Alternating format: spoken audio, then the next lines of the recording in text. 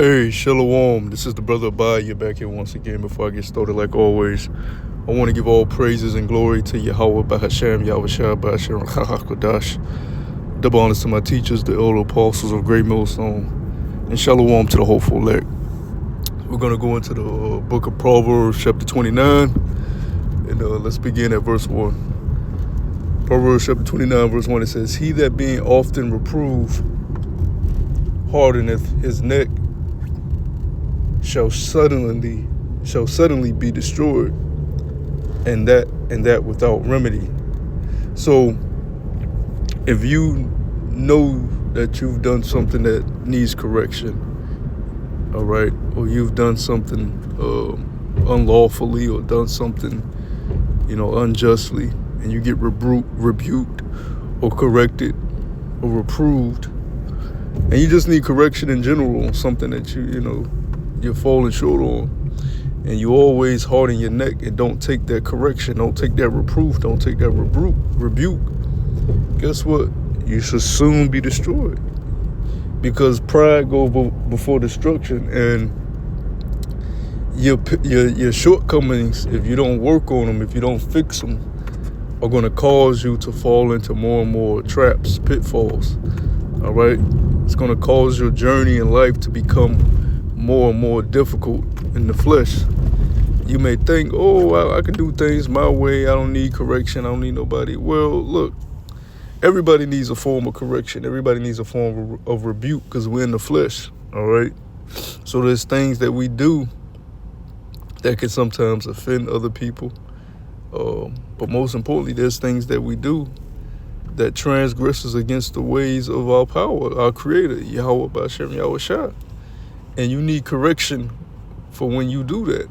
But if you deny that correction, like, the average person, when they hear this truth, when they hear this word being taught, they throw their hands at it, they scoff at it.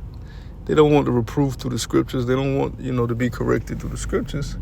Well, guess what? Their destruction is at hand, because here it is, we're telling you shouldn't be worshiping these false deities. We're telling you that the way that you've been brought up according to this world, Christianity, and saying that God is all love, and that he looks like a so-called white man, and you can celebrate these pagan holidays.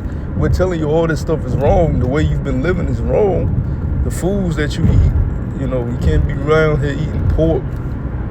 All right, but hey, your shrimp, your lobster, we tell you these things, but you don't want to listen to us. Well, you're going to be destroyed because of you willingly wanting to be ignorant, you willingly wanting to be wicked. Verse 2, it says, "When the righteous are in authority, the people rejoice, but when the wicked bear rule, the people mourn." And we bring this scripture out a lot to emphasize how wicked this kingdom is, and how people are always crying and protesting and mad about something. All right, it's a lot of confusion over here, it's a lot of unrest over here, and when I say over here, I'm talking about Babylon, mystery Babylon, America. There's always some type of chaos going on because the wicked is ruling. It is, you have a government that is involved with this thing called the e-files, and a lot of your top government people that are in these top government positions, they're in these files, and they're also in control of whether they release the true files or not. That's a corrupt society.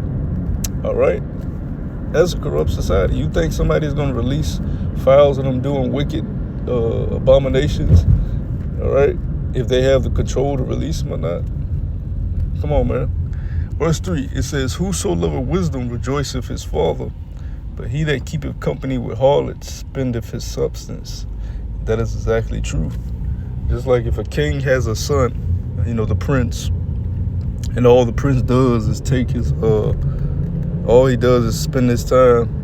He doesn't take his time to read and practice his martial arts and learn the things that his father, the king, wants him to learn, so he'll be prepared to sit on the throne.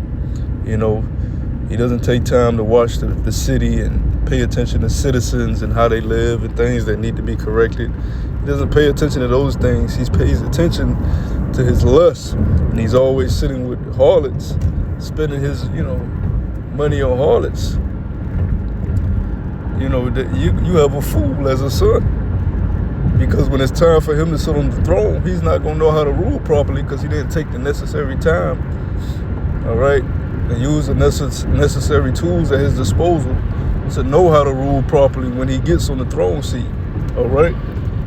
He just knows how to fucking lay up with women. Verse 4 says, the king by judgment establisheth the land, but he that receiveth gifts overthrow it, all right? Let's continue. It says, a man that flattereth his neighbor spreadeth a net for his feet. Right? In the transgression of an evil man there is a snare, but the righteous doth sing and rejoice. Exactly. Like, wicked individuals, they're smooth with their words. They'll say things to compliment you. They'll say things that make you feel good just to get what they want out of you. All right.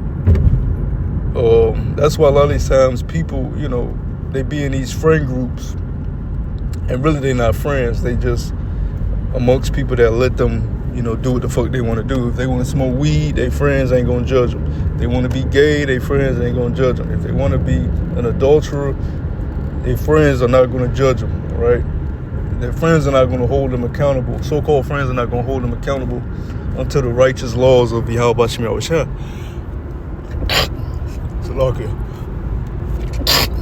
So, they hang in these friend groups, but 9 times out of 10, they get betrayed by these friend groups. Some of them get killed by these friend groups, robbed by these friend groups, betrayed by these friend groups, because none of them are holding each other accountable to any righteous moral principles. They're just around each other because they allow each other to do what they want, accept them as they will. When you come into the truth and you come amongst the brotherhood, you have to be held to a certain standard. You can't just be doing the same shit you did in the world and expect us to be around you or keep you around. All right? Verse 7, it says, the righteous considereth the cause of the poor, but the wicked regardeth not to know it. Of course. And the poorest people on the face of this planet, all the Israelites. All right, you're gonna see Edomites every now and then on your corners, and you're gonna see homeless Edomites, but that has nothing to do with, like Omni-Man told Mark in Invincible. In the grand scheme of things, the poor are the Israelites, man. All right, you can go throughout any major inner city throughout the world, slums, ghettos throughout the world, and the people that mostly occupy these places are Israelites. Okay. And we regard these things because we are the Israelites, all right? And our mind is on us getting our inheritance and doing the necessary things it takes to receive that inheritance through the spirit, power, and mercy of Yahweh Shemel Shah. Verse 8, it says, scornful men bring a city into a snare, but wise men turn away wrath. If a wise man contendeth with a foolish man, whether he rage or laugh, there is no rest. Yeah, so a lot of times you just gotta let niggas have it. Like, because wisdom is a gift from Yahweh Shemel Shah. Like, you can retain knowledge from reading and studying, but wisdom is knowing how to apply that knowledge. All right? And the average individual don't have wisdom. So you could try to teach a fool, but if they continually, making a neck stiff against you, they hard head against you and not really trying to listen, let them niggas have it. Let them go about their way, because there is no rest. That nigga go all day long scoffing at you, man. Let him have it. Tell him he can have a nice day, man. Verse 10, it says, the bloodthirsty hate the upright, but the just seek his soul. And why does the bloodthirsty hate the upright? Because they have demons on them, and those demons want to corrupt individuals who are, closer to purity. All right, none of us are completely pure, but if you're washing yourself through the word, you will eventually be seen blameless in the sight of the Lord. So those of us who are washing ourselves in the Word, you don't want to keep company with people who are, controlled by demons. Have so many demons on them because they're corrupted. Because demons want to corrupt other people. All right, evil begets evil. That's why in our law, when somebody was a witch or homosexual or something wicked in the Bible, we would put them to death according to the scriptures to put away that evil from amongst our people. But evil has spread in this wicked kingdom because the wicked likes to corrupt wicked. Just like a guy, he may have a chick, right? He turns her out, then he starts bringing other chicks around, and now he done turned his woman into a lesbian. They having orgies together, all right? He's pimping out his woman. They doing videos together, selling themselves, together. That's an evil spirit that has corrupted another spirit. All right, verse 11, it says, a fool uttereth all his mind, but a wise man keepeth it in till afterwards. Exactly. Blabbermouths. You can tell a man who has wisdom. You can tell a man who has control of his tongue and a man who doesn't. Like I said, you can have knowledge, but that don't mean you gotta goddamn just always be speaking all the goddamn time. Yeah, man, and this and that and this and that and that and this, yeah, and that. Hold on. Let me cut you off. And this and that. Like, you lack wisdom, man. You got stuff you gotta learn. Okay. Verse 12, it says, if a ruler hearken to lies, all his servants are wicked. And that's these you go vote for your city council member, your governor. Guess what? They believe the lies of the government, the higher government officials over them. All right. So the servants of that person in that position are wicked because they're gonna do what he says. So if the whole system is ran off lies, it don't matter who you put in these state positions, city positions, because they're just gonna hearken to the lies that's already being put out. All right. Verse 13. The poor and the deceitful man meet together. The Lord power Yahweh lighteneth both their eyes. The king that faithfully judges the poor, his throne shall be established forever. And there's only one king that's going to do that, and that's Yahweh Shah HaMashiach. Because damn near every king on the face of this planet has dealt unjustly with the people, with the poor, all right, in some way, shape, or fashion, okay? Whether it was for his own gain, whether he saw a woman of another man that he wanted and he took that woman from that man, whether it was to oppress the people with more grievous taxes, all right, for his own gain, whatever, or having the people of that society worship him as an idol, build statues of him, Verse 15, the rod and reproof give wisdom, but a child left to himself bringeth his mother to shame. So you can't be laughing and joking with your children, treating your child like they're your friend, like they're your equal. You have to set the authority down. You have to make sure that you're seen as an authoritative figure in their life so they'll respect you, honor you, all right, and follow what you say. If they see you as an equal, if they see you as a friend, why the fuck would they respect you or follow what you say? They're going to expect you to listen to them. Verse 16, when the wicked are multiplied, transgressive increaseth, but the righteous shall see their fall. And that's what I just spoke about. Evil has spread throughout because the wicked have been allowed to increase. So you have more and more sin, which begets death, because the wages of sin are death. So, but the scriptures here say that we should see their fall. So, the more and more wicked people are being, created, but that's just more food to the slaughter that's going to happen. All right, more spirits, more souls being cast into that lake of fire. Fleshly bodies going to be burnt. All right, that's going to be the judgment. When the nuclear war starts off, and them nukes are shot over here in Mystery Babylon, America. right? Your wicked soul is going to be cast into the lake of fire. You're going to be judged.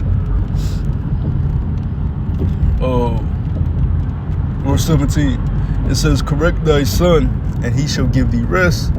Yea, he shall give delight unto thy soul. And that's the dynamic of the Lord Power Yahweh and his sons, Yasharahla. All right, the Israelites. He corrects us with the rod so that he can delight in us. All right, so he can make us like him. All right, we can be seen as in his image, like he was intended to be from the garden, making man in his image. Trying his elect as gold is tried through the fire, so he can see his reflection, all right,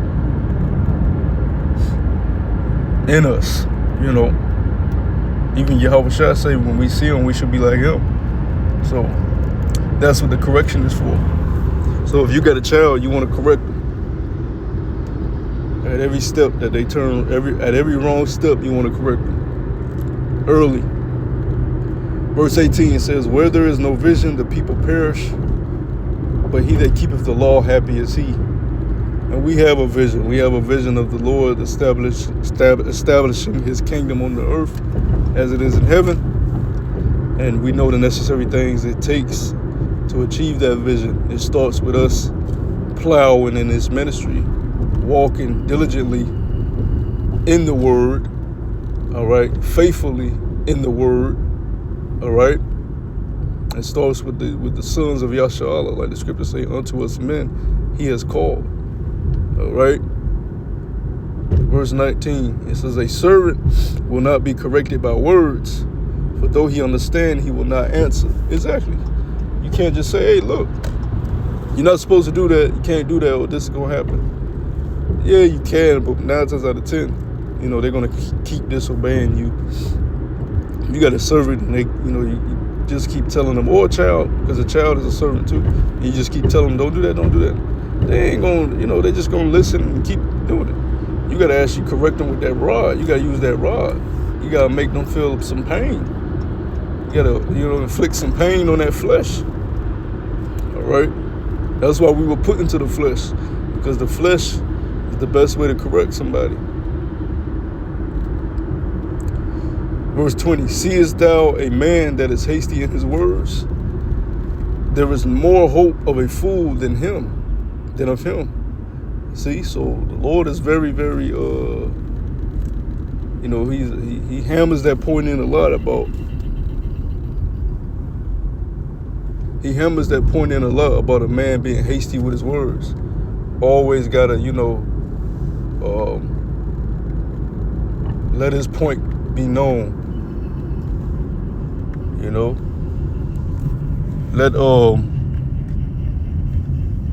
Let what he thinks should happen, be known. All right. The Lord is very, very, he hammers that point in that, look, you don't want to be hasty with your words. You want to know when to speak, when to hold your tongue, And a lot of men still has to learn that. All right. Verse 21, he that delicately bringeth up his servant from a child shall have him become his son at the length. Exactly. You're going to have a obedient son for the rest of your days because you brought him up correctly. You corrected him with that rod. All right. But if you don't do that, guess what? You're going to have a rebellious son. He's going to leave off from you very, very early. All right.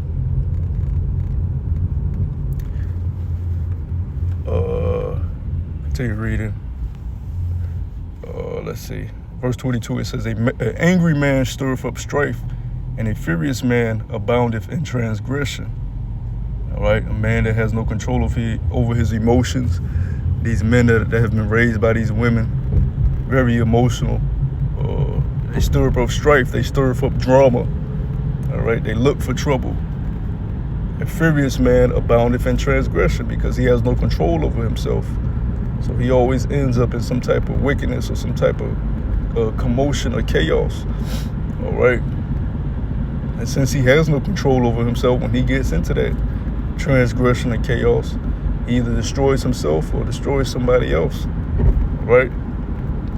Verse 23, it says, a man's pride shall bring him low, but honor shall uphold the humble in spirit. So humility is key. Humility is looked down upon in a wicked society because nobody wants to be seen as, you know, the lesser or the low by the corner eye. I don't want people looking down on me or thinking I'm weak. You should be caring what the Lord thinks about you. If you truly fear the Lord, all right?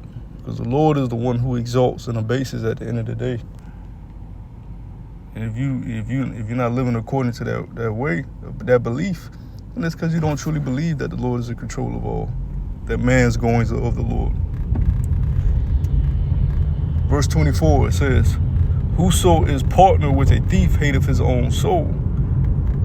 He heareth cursing and bewrayeth it not. The fear of man bringeth a snare, but whoso putteth his trust in the Lord power Yahweh shall be safe. Right? Many seek the ruler's favor, but every man's judgment coming from the Lord. See? The Lord power Yahweh. So you can do everything you can to, you know, try to appease man in the flesh, but the judgment is going to eventually come from Yahweh Shemel Shai. All right? And if you lack that understanding, your destruction is soon to come, because you can't live on this earth without the fear of the Lord. The scriptures say the beginning of wisdom is having the fear of the Lord. All right. Verse 27, it says, an unjust man is an abomination to the just, and he that is upright in the way is an abomination to the wicked. So that's what they that's the battle there. The wicked thinks that the righteous is an abomination, and the righteous look at the wicked as an abomination. That's that fight of good and evil, you know. So that was Proverbs. What was that? Because I skipped over. Proverbs 29th chapter. So Lord willing, I pray that was edifying. Till next time I say shalom.